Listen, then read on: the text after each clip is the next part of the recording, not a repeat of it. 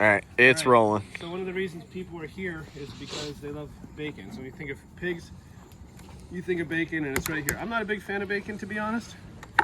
Or maybe I just say that because this is where we make our money.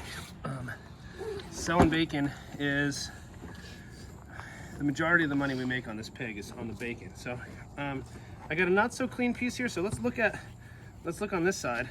Come on this side, you can see. We'll look at where the bacon comes from. This is a piece of pork shoulder here. Beatrice thinks that she's part of this deal. And so here we go. This is your pork chop. This is your back strap pork chop. It's not a huge, this is about a 260 pound female pig. This is the pork chop closer to the shoulder. This is a bigger part of the pork chop. That's the size of pork chop. You can see there's a couple layers of that. Down here we can see this is the bacon, and it looks like bacon when you see it. And we're gonna try to get as much bacon as we can out of it, so we have this big fat chunk. When I pull this off, you'll know it's bacon. Now we leave the skin on it because when I smoke it, I put the skin down and it kind of protects it from the grate. So to be honest, like, we use this really nice knife here to try to keep, oh, and you know, sometimes I'll use the top for bacon and then you keep the rib meat on because people like more ribs. But to be honest, I can't sell ribs like I can sell bacon. So I give away some bacon to the ribs, and I just eat the ribs for a couple weeks at home because the rib market is low right now. So I take this really nice sharp knife and try to stay as close to the loin without cutting it as possible. And I'll look on this side. I kind of figure out where the spot is. I do one long cut, and I will lose some stuff. Hopefully not a finger. I will.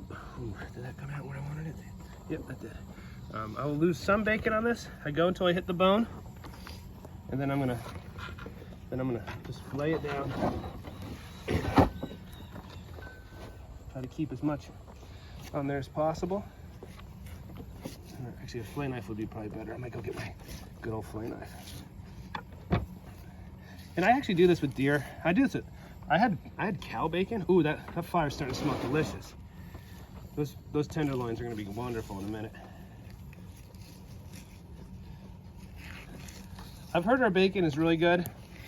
I said I don't, it's not my favorite thing. And the bigger and cleaner your knife strokes are, the better. And you can see I have a little bit of chop here. Some people say that's a hack job, but you know, whatever. A smaller knife. I'm getting down to the sternum. That's a big piece of bacon. Yeah, when you see this, you're gonna be like, oh my gosh, really? Yeah, big old slice of bacon. Side. You guys have heard, you've had to turn Masai to bacon, right? I didn't get this big bite. Not bacon. Got a little bit on the bottom there. This is a little bit of a hack job. We're gonna have a little bit on the ribs, which is okay.